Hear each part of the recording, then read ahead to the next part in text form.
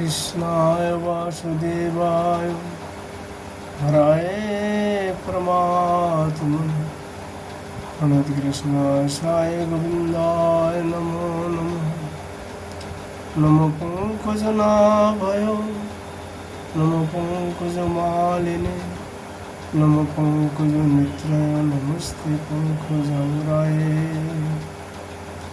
श्रीमद्भागवत महापुराण की जय। श्रीमद्भागवत महापुराण की जय। श्री बद्री विशाल भगवान की जय। श्री नारायण भगवान की जय। नारद जी भगवान की जय। श्री कृष्ण द्वैपायन व्यासदेव भगवान की जय। सुखदेव गोस्वामी जी की जय। परीक्षित जी महाराज की जय। सूत जी महाराज की जय। शौनका जी ऋषि की जय। श्रोता बिंदु की जय। भक्त बिंदु की जय। श्री गुरु महाराज की जय। जय जय श्री राधेश्याम निताई गौर हरि बोल। आज हम लोगों का आलोचना का विषय वस्तु है श्रीमद् भागवत जी का दशम स्कंदो चतुर्दश अध्याय। ब्रह्मा जी के द्वारा भगवान की स्तुति। ब्रह्मवाच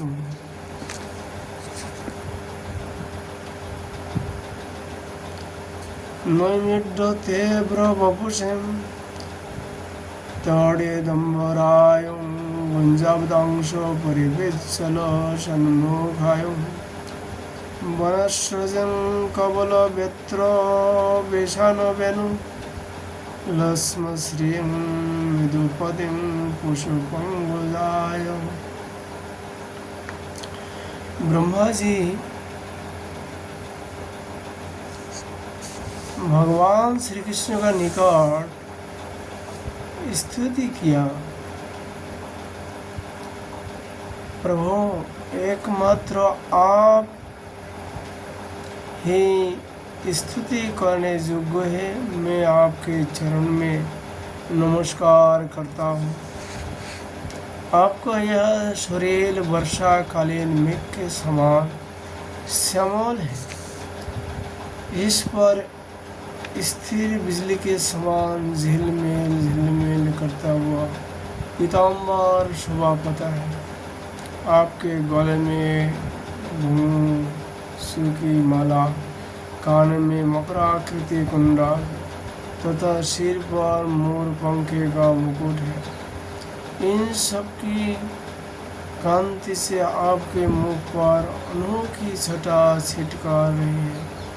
वक्र स्थल पर लटकते हुए वनमाला और नन्ही सी हथेली पर दही मात का कोर, बगल में वेद और सिंगी तथा कमर की फेट में आपके पहचान बताने वाले बांसुरी शोभा पा रहे हैं।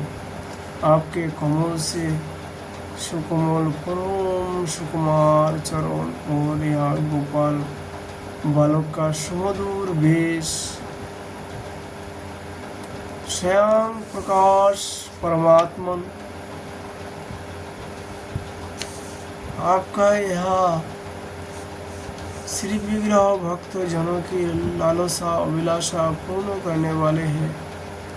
यह आपकी चिन्मय इच्छा की मूर्तिमान स्वरूप मुझ पर आपका साक्षात कृपा प्रसाद है। मुझे अनुग्रहित करने के लिए ही आपने इसे प्रकट किया है। कौन कहता है कि यह पंचभौतिक की रचना है?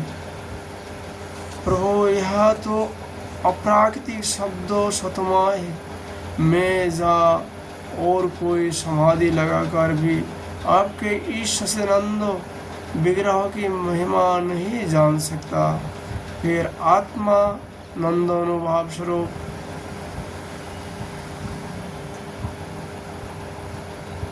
साक्षात आपकी ही महिमा को तो कोई एकाग्र मन से भी कैसे जान सकता है।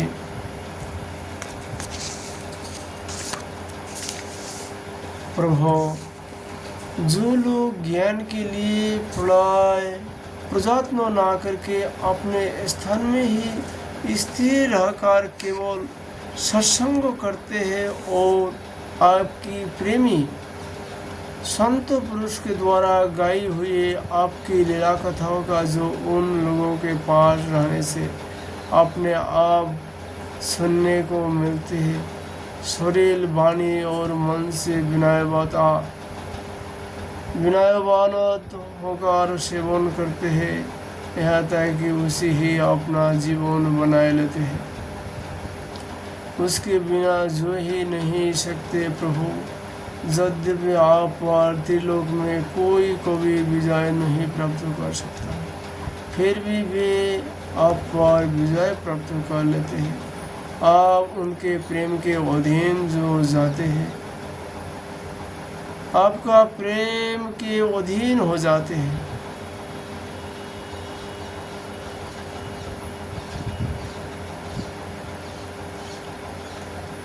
भगवान, आपकी भक्ति सब प्रकार के कल्याण का मूल स्रोत उद्गम है। जो लोग उसे छोड़कर केवल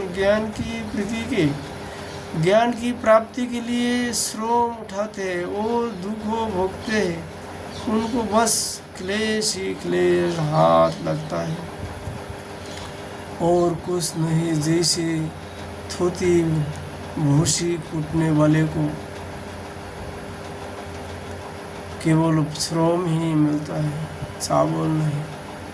हे अच्युत, ये अनंत इस लोक में पहले भी बहुत से जोगी हो गए हैं। जब उनने योगादि के द्वारा आपकी प्राप्ति न हुई, तब उन्होंने अपने लौकिक और वैदिक समस्त कर्म आपके चरण में समाप्त कर दिए। उन समर्पित कर्मों से तथा आपकी लीला कथा से उन्हें आपकी भक्ति प्राप्त हुए। उस भक्ति से ही आपके स्वरूप का ज्ञान प्राप्त करके उन्होंने बड़ी सुगमता से आपके परम पद की प्राप्त कर ली। हे अनंत, आपके सगुण निर्गुण दोनों स्वरूप का ज्ञान कठिन होने पर भी निर्गुण स्वरूप की महिमा इंद्रियों का प्रत्याहार करके शुद्ध अंतःकरण से जानी जा सकती है। विशेष आकार के पृथक प्रभु आत्मा का अंतःकरण का साक्षात्कार किया जाए। यह आत्मा आकारता घाट पट आदि रूप के समान गौण है, प्रत्युत आवरण का भंग मात्र है। यह साक्षात्कार यह ब्रह्म है। मैं ब्रह्म को जानता हूँ, इस प्रकार नहीं, किंतु स्वयं प्रकाश रूप से ही होता है। परंतु भगवान, जिन समर्थ पुरुष ने अनेक जन्मों तक परिश्रम करके पृथ्वी का एक एक परमाणु, आकाश के हिमकण तथा उसमें चमकाने वाले नक्षत्र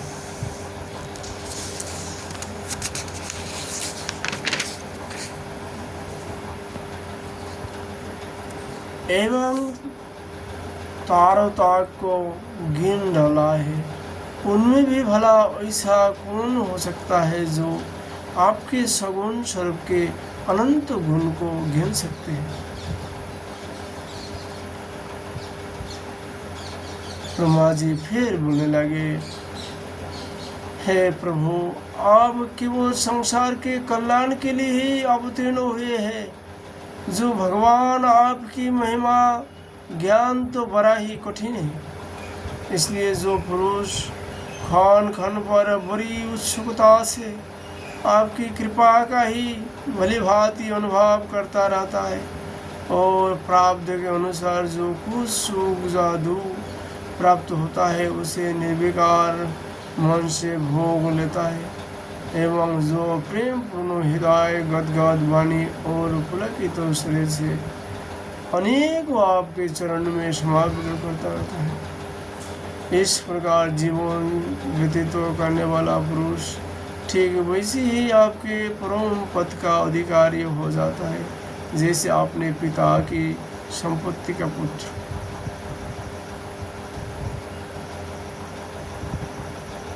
ब्रह्मा जी कहते हैं, हे प्रभु, मेरी कुटिलता तो देखिए, आप अनंत आदि पुरुष परमात्मा है और मेरे जैसे बड़े बड़े मायावी भी आपकी माया के चक्र में है।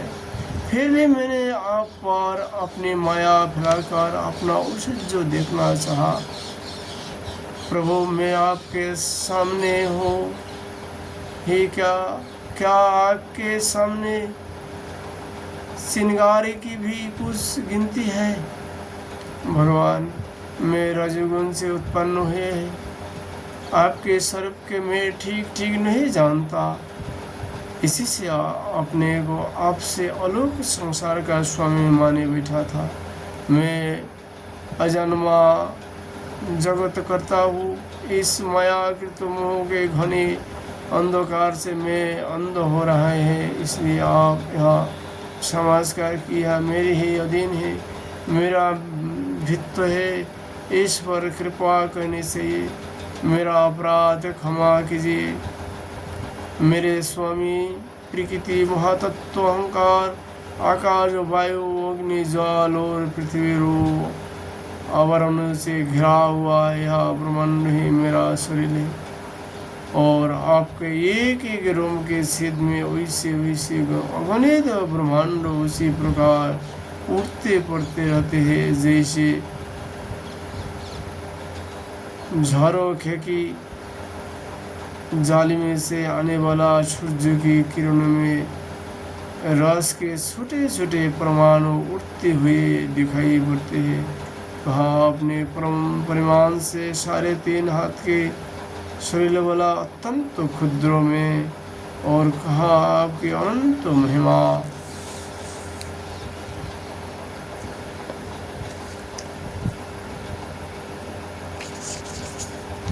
मृत्यु की पकड़ में न आने वाली परमात्मा, जब बच्चा माता के पेट में रहता है तो अज्ञानवश अपने हाथ पैर पीटता है, परंतु क्या माता उसे अपराध समझती है? जहाँ उसके लिए वह कोई अपराध होता है और नहीं है, इन शब्दों से कोई जाने वाली कोई भी वस्तु ऐसी है क्या जो आपको कोप में भीतर ना हो? श्रुतियाँ कहती है कि जिस समय तीनों लोग प्रलयकालीन जल में लीन थे, उस समय उस जल में स्थित श्री नारायण के नाभि कमल से ब्रह्मा का जन्म हुआ। उनका यह कहना कि इसी प्रकार असत्य नहीं हो सकता। तब आप ही बतलाइए प्रभु, क्या मैं आपका पुत्र नहीं हूँ? प्रभु, आप समस्त जीव की आत्मा है, इसलिए आप नारायण है। अब समस्त जगत के और जीवों के अधीश्वर है, इसलिए आप नारायण है। आप समस्त लोगों के साक्षी हैं, इसलिए भी नारायण है। नर से उत्पन्न होने वाले जल में निवास करने के कारण जिन्हें नारायण कहा जाता है, वे भी आपके एक अंश ही है। वह अंश रूप से देखना भी सत्य नहीं है, आपकी माया ही है। भगवान, यदि आपका यह विराट स्वरूप सचमुच उस समय जल में ही था तो मैंने उसी समय उसे क्यों नहीं देखा, जबकि मैं कमल नाल के मार्ग में उसे 100 वर्ष तक जल में ढूंढता रहा। फिर मैंने जब तपस्या की तो उसी समय मेरे हृदय में उसका दर्शन कैसे हो गया, और फिर कुछ भी क्षण में वह पुनः क्यों नहीं दिखाई, क्यों नहीं दिखा, अंतर्धान क्यों हो गया? माया का नाश करने वाले प्रभु, दूर की बात कौन करे, अभी इसी अवतार में आपने इस बाहर दिखने वाले जगत को अपने पेट में ही दिखला दिया, जैसे देखकर माता जसोदा चकित हो गई थी। इससे ही तो सिद्ध होता है कि यह संपूर्ण विश्व केवल आपकी माया ही माया है।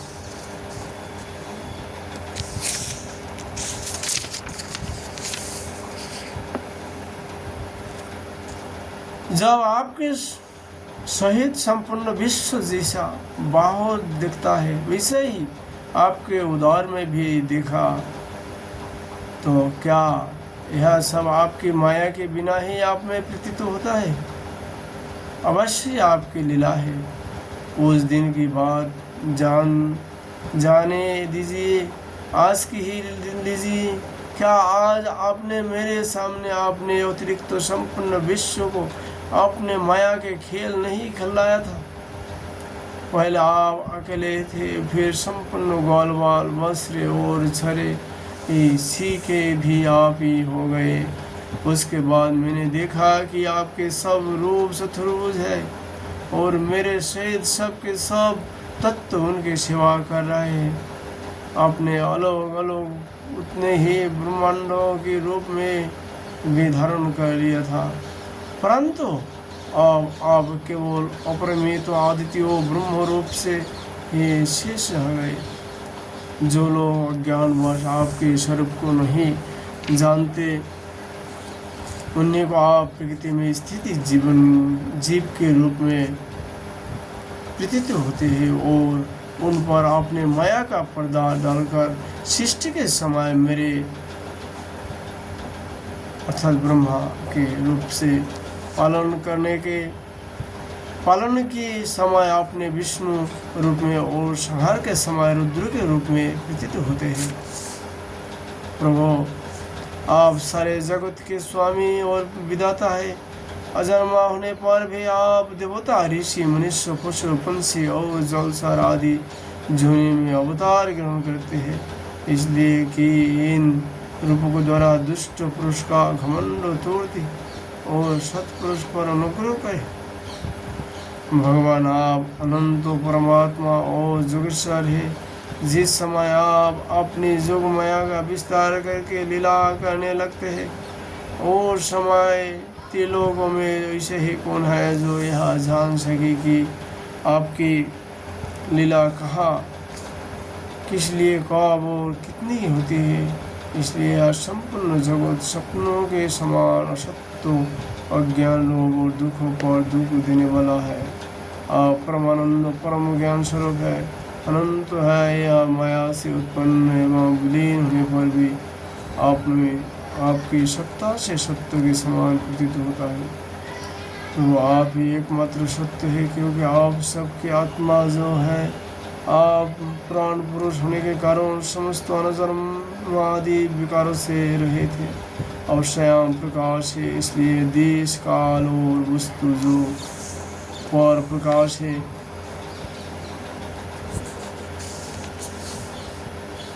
किसी प्रकार आपके सीमित तो नहीं कर सकते। आप उनके भी आदि प्रकाश है। आप विनाशी होने के कारण नित्य है।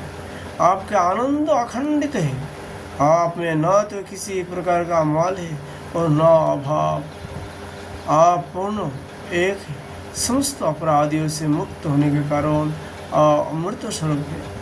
आपका यह वैसा स्वरूप समस्त जीवों का ही अपना स्वरूप है। जो पुरुष सूर्य से स्वतो ज्ञान रूप दिव्य दृष्टि प्राप्त करके उससे आपको अपने स्वरूप के रूप में साक्षात्कार कर लेते हैं, वे इस झूठे संसार सागर को मानो पार कर जाते हैं। जो पुरुष परमात्मा को आत्मा के रूप में नहीं जानते, उन्हें उस अज्ञान के कारण ही इस नाम रूपात्मक निखिल प्रपंचों की उत्पत्ति का भ्रम हो जाता है, किंतु ज्ञान होते ही इसका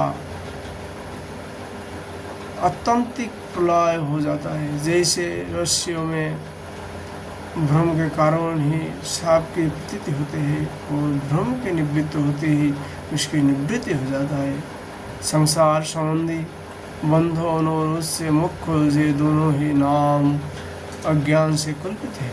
वास्तव में ये अज्ञान के ही दो नाम हैं। ये सत्य और ज्ञान स्वरूप परमात्मा से भिन्न अस्तित्व नहीं रखते। जैसे सूर्य में दिन और रात का भेद नहीं है, वैसे विचार करने पर अखंड चित स्वरूप केवल शुद्ध आत्मा तत्व में न बंधन है और न तो मुक्त। भगवान, कितनी आश्चर्य की बात है कि आप है अपने आत्मा पर लोग आपको पराया मानते हैं और शरीर आदि है पराया, किंतु उनकी आत्मा मान बढ़ते हैं और उसके बाद आपको कोई अलग ढूंढ लगता है, आपको अलग ढूंढने लगते हैं। भलाई अज्ञानी जीव का यहाँ कितना बड़ा अज्ञान है अनंत।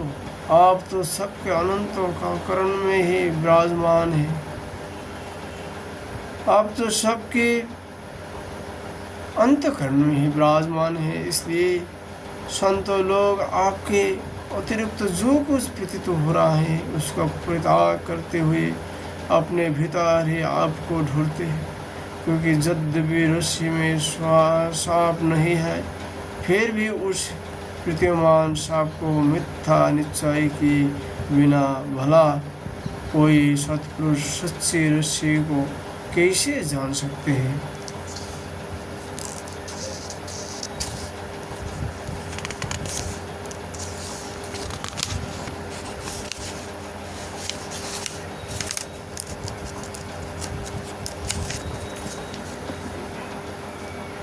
अपने भक्तजन के हृदय में स्वयं स्फुट होने वाले भगवान आपके ज्ञान का स्वरूप और महिमा वैसे ही है, उससे अज्ञान कल्पित जगत का नाश हो जाता है। फिर भी जो पुरुष आपके जुगाल चरण कमलों का तनिक सा भी कृपा प्रसाद प्राप्त कर लेता है, उससे अनुग्रहित हो जाता है, वही आपकी सच्चिदानंदमयी महिमा तत्व ज्ञान सकता है। दूसरा कोई भी ज्ञान वैराग्य आदि साधन रूप अपने प्रयत्नों से बहुत कालता है, कितना भी अनुसंधान करता रहता है, वह आपकी महिमा तत्व ज्ञान नहीं प्राप्त कर सकता। इसलिए भगवान मुझे इस जन्म में, दूसरे जन्म में अथवा किसी भी पशु पक्षी आदि के जन्म में भी वैसे ही सौभाग्य प्राप्त हो कि मैं आपके दास में से कोई एक दास हो जाऊं और फिर आपके चरण कमल की सेवा करूं। मेरे स्वामी, जगत के बड़े बड़े यज्ञों सृष्टि के प्रारंभ से लेकर अब तक आपको पूर्ण तृप्ति ना कर सके, परंतु अपने ब्रज की गायों और ग्वालों के वस्त्र एवं बालक बनकर उनके स्थानों का अमृतोजा दूध बड़े उमंग से पिया है। वास्तव में उन्हीं का जीवन सफल है, वे ही अत्यंत धन्य है। अहो नंद आदि ब्रजवासियों गोपों के धन्य भाग्य है। वास्तव में उनका अहो भाग्य है, क्योंकि परमानंद सर्व सनातन परिपूर्ण ब्रह्म आप उनके अपने सगे संबंधी हो सुहृद है उत्सुक। इन ब्रजवासियों के सौभाग्यों की महिमा तो अलग रही। मान आदि 11 इंद्रियों के अधिष्ठात्री देवताओं के रूप में रहने वाले महादेव आदि हम लोग बड़े ही भाग्यवान हैं, क्योंकि इन ब्रजवासियों के मान आदि 11 इंद्रियों को प्याले बनाकर हम आपके चरण कमल का अमृत से भी मीठा, मदिरा से भी मधुर मकरंद रस पान करते रहते हैं। जब उसका एक एक इंद्रिय पान करके हम धन्य धन्य हो रहा है, तब समस्त इंद्रियों से आपका सेवन करने वाले ब्रजवासियों की तो बात ही क्या है। प्रभु, इस ब्रजभूमि के किसी वन में और विशेष करके गोकुल में भी किसी भी जोनि में जन्म हो जाए, यही हमारे लिए बड़े सौभाग्य की बात होगी, क्योंकि यह जन्म हो जाने पर आपके किसी न किसी प्रेमी की चढ़ाने की धूल अपने ऊपर पर ही जाएंगे। प्रभु, आपके प्रेमी ब्रजवासियों का संपूर्ण जीवन आपका ही जीवन है। आप ही उनके जीवन की एकमात्र सर्वस्व है। इसलिए उनके चरणों की धूले मिलना, आपके ही चरणों की धूले मिलना है। और आपके चरणों की धूलियों को तो श्रुतियाँ भी आनंदित काल से, अनादिकाल से अब तक ढोर ही रहे हैं। देवताओं के भी आराध्य देव प्रभु, इन ब्रजवासियों को इनकी सेवा के बदले में आप क्या फल देंगे? संपन्न फलों के फलस्वरूप आपसे बढ़कर और कोई फल तो है ही नहीं। यह सोचकर मेरा चित्त मोहित हो रहा है। आप उन्हें अपना स्वरूप भी देकर पूरे नहीं हो सकते, क्योंकि आपके स्वरूप को तो उस पुतना ने भी अपने संबंधियों बकासुर आदि के साथ प्राप्त कर लिया, जिसका केवल वेश ही साधी स्त्री का था, पर जो हृदय से महान कुरु थी। फिर जिन्होंने अपने घर, धन, स्वजन, प्रिय, शरीर, पुत्र, प्राण और मन सब कुछ आपके ही चरण में समर्पित कर दिया है, जिनका सब कुछ आपके ही लिए है, उन ब्रजवासियों को भी वही फल देकर आप कैसे बुरे न हो सकते हैं? सच्चिदानंद स्वरूप श्याम सुंदर तभी ताई राग देश आदि दूर स्वरों के समान सर्वसा अपहरण करते रहते हैं। तभी ताई घर और उसके संबंधी केत की तरह हो समुद्र के बंधन में बात रहते हैं, और तभी ताई मोह पेड़ की बेरियों की तरह जकड़ रखता है, जब तक जीव आपका नहीं हो जाता।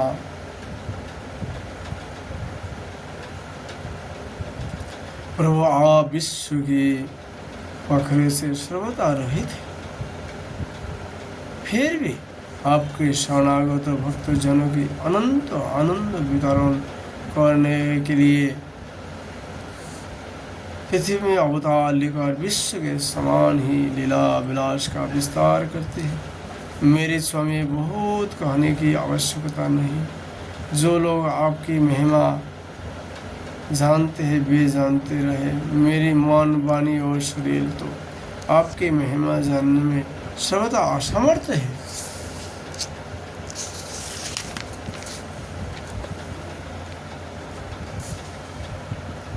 सच्चिदानंद स्वरूप श्री कृष्ण आप सबके साक्षी हैं, इसलिए आप सबको जानते हैं। आप समस्त जगत के स्वामी हैं। संपूर्ण प्रपंच आप में ही स्थिति है। आपसे मैं और क्या कहूँ? अब आप मुझे स्वीकार कीजिए, मुझे आपने लोक में जाने की आज्ञा दीजिए। सबके मन प्राणों को अपने रूप माधुरी से आकर्षित करने वाला श्याम सुंदर, आप जदवंश रूपी कमलों की विकासित करने वाले सूर्य, पृथ्वी, देवता, ब्राह्मण और पशुरूप समुद्रों की अभिवृद्धि करने वाले चंद्रमा भी आप ही है। आप पाखंडियों के धर्म रूप रात्रि का घोर अंधकार नष्ट करने के लिए सूर्य और चंद्रमा दोनों के समान पृथ्वी पर रहने वाले राग से नष्ट करने वाले आप चंद्रमा, सूर्य आदि समस्त देवताओं की परम पूजनीय है। भगवान, मैं अपने जीवन भर महाकल्प पर्यंत आपको नमस्कार ही करता रहूं। सुखदेव जी कहते हैं, परीक्षित, संसार के रसियता ब्रह्मा जी ने इस प्रकार भगवान श्री कृष्ण की स्तुति की। इसके बाद उन्होंने 3 बार परिक्रमा करके उन्हें चरण में प्रणाम किया और फिर अपने गंतव्य स्थान सत्यलोक में चले गए। ब्रह्मा जी ने वस्त्रों और ग्वाल वालों को पहले ही यथा स्थान पहुँचा दिया था। भगवान श्री कृष्ण ब्रह्मा जी को विदा कर दिया और वस्त्रों को लेकर जमुना जी के प्लेन पर आए, जहाँ वे अपने सखा ग्वाल वालों को पहले छोड़ गए थे। परीक्षित, आपने जीवन स्वरूप सर्वसा प्राण वल्लभ श्री कृष्ण के वियोग में यद्यपि 1 वर्ष बीत गया था, तथापि उन ग्वाल बालों को वह समय आधे खन के समान जान पड़ा। क्यों ना हो वे भगवान की विश्व विमोहिनी जोगमाया से मोहित जो हो गए थे। जगत के सभी जीव उसी माया से मोहित होकर शास्त्र और आचार्यों के बार बार समझाने पर भी अपनी आत्मा को निरंतर भूले हुए है।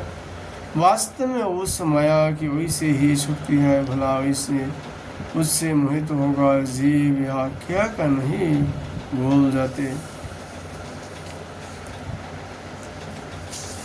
परीक्षित भगवान श्री कृष्ण को देखते ही ग्वालवाल ने बड़ी उतावली से कहा, भाई तुम भले आए, स्वागत है स्वागत। अभी तो हमने तुम्हारी बिना एक और भी नहीं दिखाया है। आओ इधर आओ, आनंद से भोजन करो। तब हंसते हुए भगवान ने ग्वालवालों के साथ भोजन किया और उन्हें आकाशुर के शरीर का ढांचा दिखाते हुए वन से ब्रज में लौट आए। श्री कृष्ण के सिर पर मोर पंखा, मनोहर मुकुट और घुंघराले बालों में सुंदर सुंदर महकते हुए पुष्प गूंज रहे थे। नए नए रंगीन धातुओं के श्याम सुंदर शरीर पर चित्रकारी की हुई थी। वे चलते समय रास्ते में उच्च स्वर में कभी बांसुरी, कभी पत्ते और कभी सिंगी बजाकर वाद्योत्सव में मग्न हो रहे हैं। पीछे पीछे ग्वालवाल उनकी लीला लोक पावन कीर्ति का गान करते जा रहे हैं। कभी वे नाम लेकर अपने वास्त्र को पुकारते हो तो कभी उनके साथ लड़ने लगते। मार्ग में दोनों ओर गोपियाँ खड़ी है। जब वे कभी तीसरे नेत्रों से उनकी नज़र में नज़र मिला देता है तब गोपियाँ आनंद मुग्ध हो जाता है। इस प्रकार भगवान श्री कृष्ण गोष्ठ में प्रवेश किए। सुखदेव जी कहते हैं, परीक्षित उसी दिन बालक ने ब्रज में जाकर कहा कि आज यशोदा मैया के लाल ने नंदन ने वन में एक बड़ा भारी अजगर मार डाला है और उससे हम लोगों की रक्षा की है। राजा परीक्षित ने कहा, ब्राह्मण ब्रजवासियों के लिए श्री कृष्ण अपने पुत्र नहीं थे, दूसरे के पुत्र थे, फिर उनका श्री कृष्ण के प्रति इतना प्रेम कैसे हुआ? वैसे प्रेम तो उनका अपने बालक पर भी पहले कभी नहीं हुआ था। आप कृपा करके बतलाइए इसका क्या कारण है। श्री सुखदेव जी कहते हैं, राजन, संसार में सभी प्राणी अपनी आत्मा से सबसे बढ़कर प्रेम करते हैं। पुत्र से, धर्म, धन से, ओझा और किसी से जो प्रेम होता है वह तो इसलिए कि वे वस्तु अपनी आत्मा की प्रिय लगती है। राजन, यही कारण है कि सभी प्राणियों का अपनी आत्मा के प्रति जैसा प्रेम होता है वैसे अपने कहलाने वाले पुत्र, धन और गृह आदि में नहीं होता।